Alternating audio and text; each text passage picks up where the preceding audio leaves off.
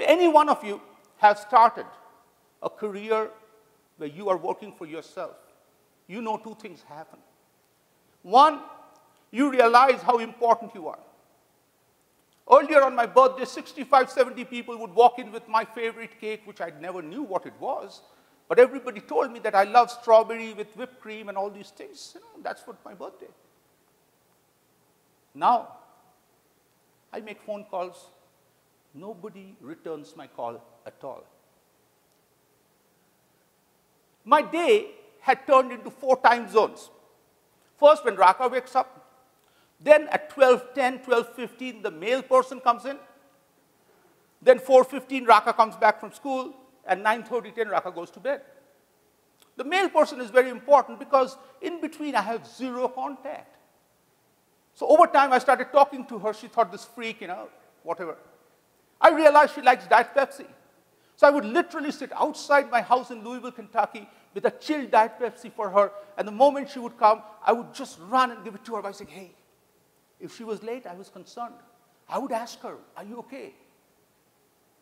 I needed some interaction with some human being. Finally, one day I sat with Raka and said, Raka, I'm planning to form a board of this company. Do you want to be part of it? She said, yes, Dad. Okay. Do you want to be an investor? She said, what happens to investors? I said, you bring some money in and you take a lot of money back. You know, those kind of promises were made even recent times too. So Raka goes around the house, finds 4 quarters, and now she's an investor. And every few days, I start making PowerPoint presentations to the little child because I needed to talk to somebody. But I did not know how it's going to come and bite me very soon. One day, Raka comes back from school, 3:45. So I have made her food. It's there on the table. I'm watching a rerun of Price is Right. And I had got very good at this thing. I could beat any contestant there. So I'm just watching there. Raka says, Dad, I said, your food is ready. Eat it. She comes in front of me, puts her hands on her waist, takes the remote, turns it with style. It's like a Clint Eastwood-like thing. And I was really offended. Okay. I'm like, that's not nice, Raka. She said, Dad, wait. What are you doing right now? Watching TV? I'm like, yes. She said, how can you watch TV? It's 3:45. I said, I have nothing else to do. She said, Dad, let me remind you. When you worked at Papa John's, what happened to somebody in your team who had nothing to do, had his feet up like this and watched TV at 3:45? They got fired. And then she did a oof, nodded her head, walked away, and I realized I messed up completely. So the next few days, I started getting better at this act. I would still do exactly the same thing. I watch TV, but at 3:40, when the commercial break happens, I turn the TV off. Then I'm ready for Raka. Everything's great, till one day Raka comes in. She starts looking at me, she starts looking at the TV, she starts looking at me, looking at the TV, goes to the TV, puts her hand on the TV, and pauses. She says, Dad, first of all, you are breaking the rules, and then you are lying again.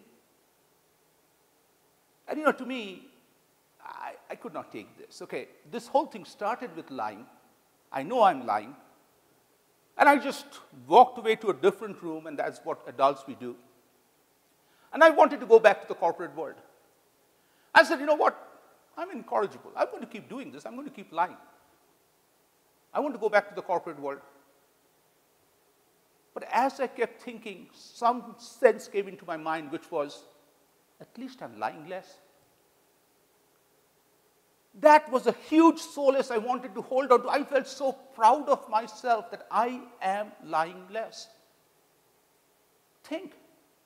It made me realize a few things. One, how deep doo-doo I was in that I have to find solace in doing something less. And the second thing I realized is from that deep doo-doo to some respectability, it won't take 2 months. It'll take a long time. So, of course, after that, TV was off. I would sit at home, hating this little child for being right. But she was right. Now, as we started going through life together, I just thought I have hit my low already. This was like 6 months into consulting or 8 months. One day, Raka comes to me in the morning. We are just going to bike to one of my friend's place. So she shows me this piece of paper which has all these concentric circles in it, okay? I thought my daughter must be learning about the solar system and all these amazing thoughts. No. She shows me these concentric circles, and in the middle circle, inside there's 3 dots. She said, Dad, that pink dot, that's me. Her. The red dot next to her is my mom. Of course, I'm the 3rd dot. She says, the 3rd dot, Dad, you see, is Rolly, my dog. I'm like, oh, shoot. Where am I? She shows me I'm on the 8th circle, barely hanging between the 8th and the 9th. I'm just hanging in there. Another brutal reality check. The big difference this time was I knew all I needed to do was bribe the ringleader, buy her ice cream, and I could move to the 1st circle immediately. But that day I decided not to. That was the day also I realized that more than my pain, I need to realize that how painful it is for a child to draw this, to put her dad on the 8th circle. So I could appreciate that, and I started talking to her. After that, lessons started. And when I say lessons, these are serious lessons, okay? One of the first lessons I want to share with you today is about 2 houses. Most of us, if we get 2 houses, will be very proud. House 1, house 2, amazing. For Raka, she has 2 houses, Dad's house, Mom's house. And she goes back and forth because she cannot drive. I take her back and forth. And it's quite irritating at times to do this over time. This was a snowy night. Her mom is not that far, not hour and a half. It feels like that. Mile and a half, okay? So I've already made 2 trips. It was snowing like crazy. It was a blizzard. 10 o'clock, I'm in bed. There's a knock on the door. Raka comes in and says, Dad, are you sleeping? I said, yes. No, Dad, you're awake. I said, no, I'm sleeping. Okay. She comes next to me and says, Dad, I love you.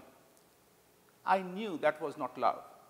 I knew that was transactional love, which means, Dad, I love you. I need this from you. Okay?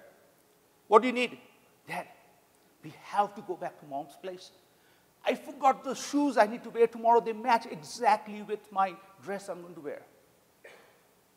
I just needed that to just scream at her. I gave her an earful. I explained to her how insensitive can you be to make your dad go back and forth at 10 o'clock. Dad needs some rest. I'm a human being. I must have even said things like, when I bleed, blood comes out. It's a dramatic moment. I'm a human being. She just stood there. I felt bad about her helplessness because I realized if I don't take her, she has no other options. So finally, I got in the car, and we kept driving. I talked, and I talked. On the way back, I talked, and I screamed. Finally, when we came back home, I was very irritated. I wanted to go to the kitchen, get something to eat or drink before I go back to bed. Raka is going up the stairs. She stops halfway and says, Dad, you realize I did not want to have 2 houses.